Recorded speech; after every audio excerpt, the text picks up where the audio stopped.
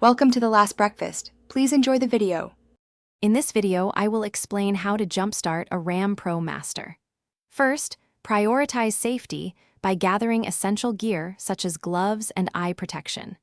Make sure both vehicles are completely turned off and set in park or neutral. Carefully position the donor vehicle so it is close enough for the jumper cables to comfortably reach both batteries, but not touching. Now, let's connect the cables. Take one red positive clamp and securely attach it to the positive terminal of your RAM ProMaster's dead battery.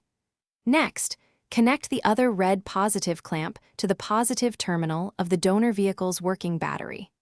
Finally, attach one black negative clamp to the negative terminal of the donor vehicle's battery. For the final connection, attach the remaining black negative clamp to an unpainted metal surface on your RAM ProMaster, away from the battery. This creates a safe ground. Now, start the donor vehicle and allow it to run for about 5 to 10 minutes, giving the dead battery some charge. After this period, try starting your RAM ProMaster. Once your RAM ProMaster starts, it's crucial to disconnect the cables safely and in the correct order. First, remove the black negative cable from the ProMaster's metal grounding surface. Then, disconnect the black negative cable from the donor vehicle's battery.